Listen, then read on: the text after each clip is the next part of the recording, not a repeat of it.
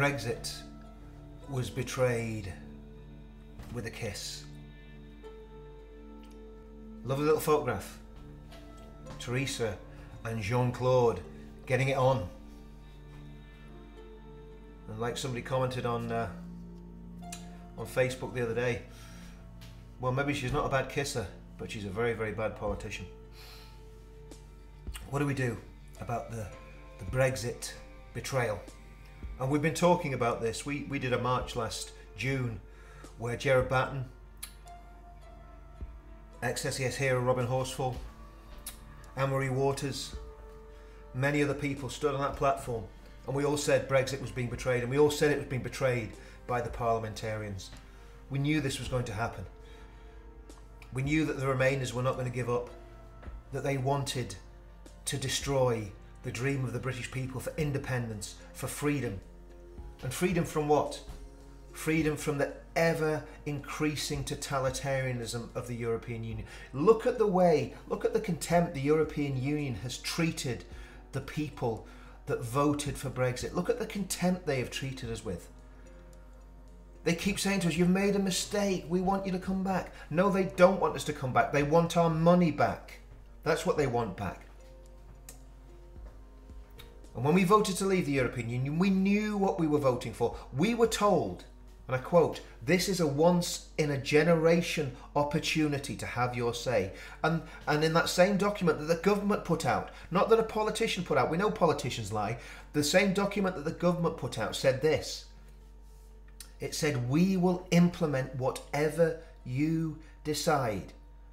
You see, they never believed that we'd decide to leave. Many people are talking about a second referendum. If there's a second referendum, it makes a travesty of democracy. It's not more democracy, it's a betrayal of democracy, because that vote was framed in a very, very specific way.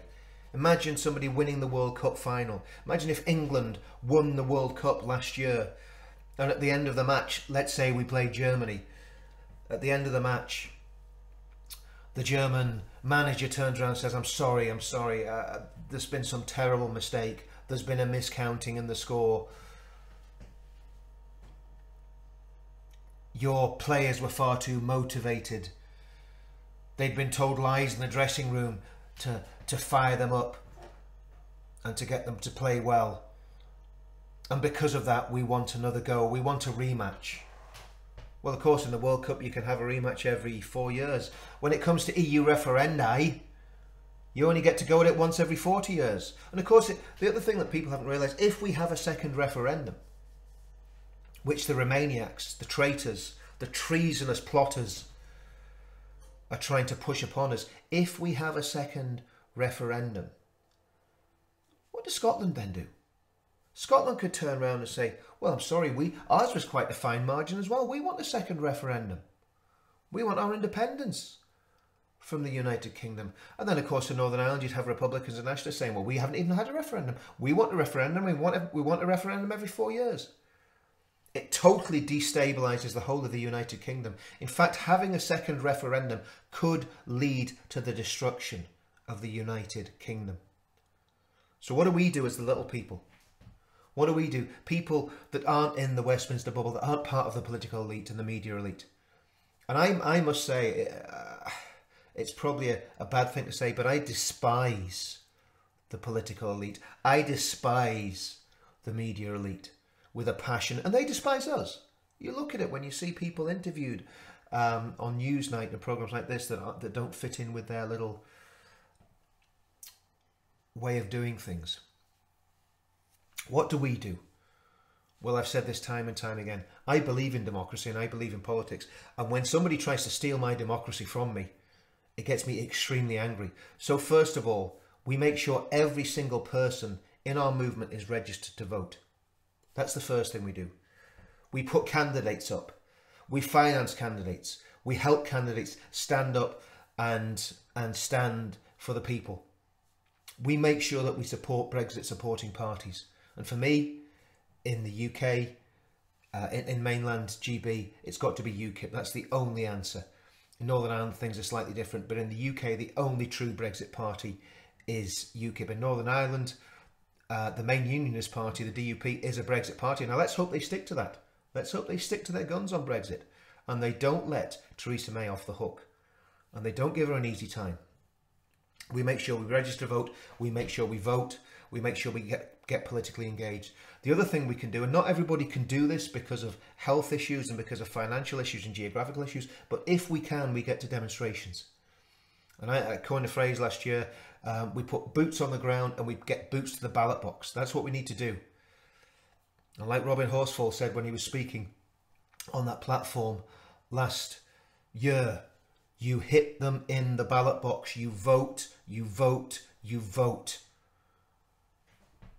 It'd be great to see Robin fully recovered and back in the fray again, because what a voice he is in the political sphere, and nobody can point the finger at Robin and say he hasn't done his bit for his country. So we vote, we get boots on the ground, but also we do what I'm doing now. We get involved in social media. Now, social media outlets are being closed down.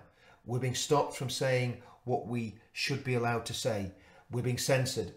We're being attacked, and people's accounts have been closed down, and people's Facebook feeds and Twitter feeds and YouTube feeds. When you get to a certain level and you're saying something that the establishment don't agree with, they put pressure on those companies, and those companies close you down.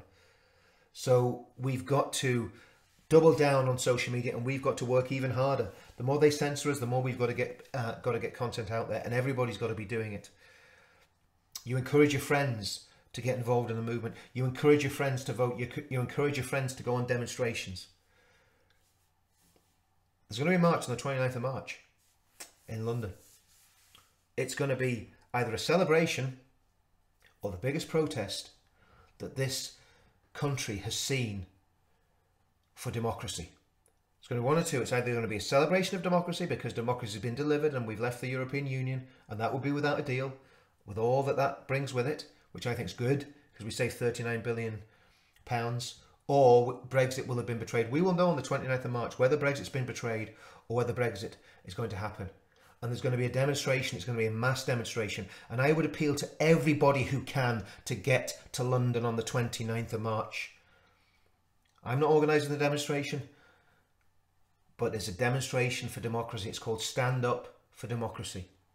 And that's what we need to do now. We need to stand up for democracy. We need to stand up for this country. And we need to stand against these traitors who have betrayed the biggest democratic exercise in British history. So boots on the ground, boots to the ballot box, get active on social media, get politically active, and make your voice heard, and make this treacherous government stand up and listen. And we're not going to have the Prime Minister of the Irish Republic dictating the terms of our Brexit. We're not going to have Juncker and Merkel and the little Napoleon Macron telling us how we should deliver our Brexit. No, we go to them and we give them terms. Theresa May, grow a pair and get us out of the European Union.